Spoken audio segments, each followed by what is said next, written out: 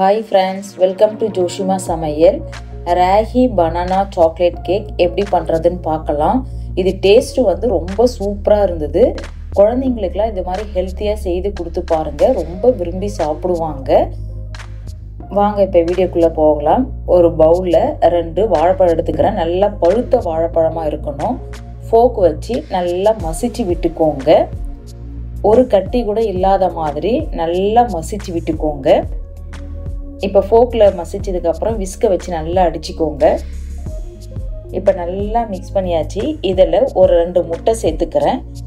நீங்கள் உங்களுக்கு முட்டை பிடிக்கலைன்னா ஒரு அரை கப் அளவுக்கு தயிர் சேர்த்துக்கோங்க.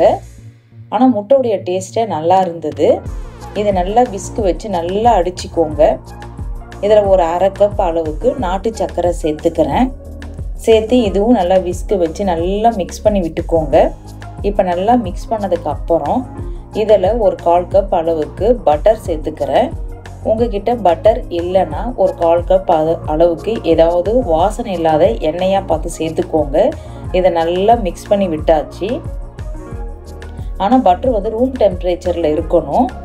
இதில் கொஞ்சமாக வெனிலா எசன்ஸ் சேர்த்து நல்லா மிக்ஸ் பண்ணியாச்சு. இப்போ 1 கப் அளவுக்கு ராகி மாவு எடுத்துக்கிறேன். 1 டீஸ்பூன் பேக்கிங் பவுடர், அரை டீஸ்பூன் பேக்கிங் சோடா, 1/3 கப் அளவுக்கு கொக்கோ பவுடர் சேர்த்துக்கிறேன். சேர்த்து கட்டிகளாக இல்லாத மாதிரி நல்லா ஜலிச்சு எடுத்துக்கோங்க. கட்டாயம் ஜலிச்சு செய்யுங்க கேக்கு. அப்போ தான் நல்லா சாஃப்ட்னஸ் கிடைக்கும். இப்போ நல்லா ஜலிச்சாச்சு. ஜலிச்சதுக்கு அப்புறம் விஸ்கை வச்சு ஒரே டைரக்ஷனில் மிக்ஸ் பண்ணிக்கோங்க. கேக்கு செய்யும்போது ஒரே டைரக்ஷனில் தான் மிக்ஸ் பண்ணணும். ஆப்போசிட்டில் மாற்றி எதனா மிக்ஸ் பண்ணிங்கன்னா கேக்கு நல்லா சாஃப்டாக வராது. ஒரு 1/4 கப் அளவுக்கு காய்ச்சி ஆற வச்ச பால் சேர்த்துக்கிறேன். எனக்கு 1/4 கப்பே கரெக்டாக இருந்தது. சப்போஸ் உங்களுக்கு பத்தலைன்னா இன்னும் கொஞ்சம் பால் கூட சேர்த்துக்கோங்க. ரொம்ப ரஃப்பாக மிக்ஸ் பண்ணாதீங்க, சாஃப்டாக மிக்ஸ் பண்ணிக்கோங்க. இப்போ நல்லா மிக்ஸ் பண்ணியாச்சு. நான் ஒரு ட்ரே எடுத்து ஏற்கனவே பட்டர் அப்ளை பண்ணி வச்சுருக்கேன்.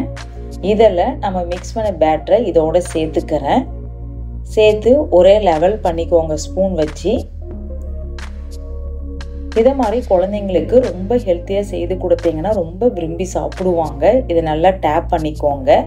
ஒரு கடாயை ஏற்கனவே வந்து நான் 10 நிமிஷம் முன்னாடியே ப்ரீஹீட் பண்ணி வச்சுருக்கேன்.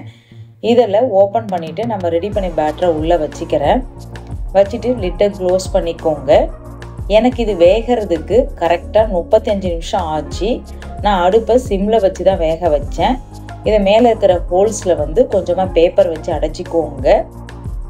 உங்களுக்கு டைமிங் வெந்துடுச்சான்னு செக் பண்ணி பாருங்கள் ஒரு டூத் பிக் வச்சு. சப்போஸ் வேகலைன்னா ஒரு 5 நிமிஷம் வச்சுக்கோங்க. எனக்கு 35 மினிட்ஸே கரெக்டாக இருந்துச்சு. இதை எடுத்து வெளியில் வச்சுட்டு கம்ப்ளீட்டாக ஆறுனதுக்கு அப்புறம் சைடில் கத்தியை வச்சு எடுத்து விட்டுக்கோங்க. குழந்தைங்களுக்கு ஈவினிங்கில் ஸ்நாக்ஸாக செய்து கொடுத்தாலும் ரொம்ப விரும்பி சாப்பிடுவாங்க. ஆனால் இது சாப்பிடும்போது ராகி மாவில் செய்த மாதிரியே தெரியல. சுத்தமாகவே டேஸ்ட்டு வந்து அவ்வளோ சூப்பராக இருந்தது. என் பசங்களாம் ரொம்ப விரும்பி சாப்பிட்டாங்க. நீங்களும் இதே மாதிரி உங்கள் வீட்டில் செய்து பாருங்கள்.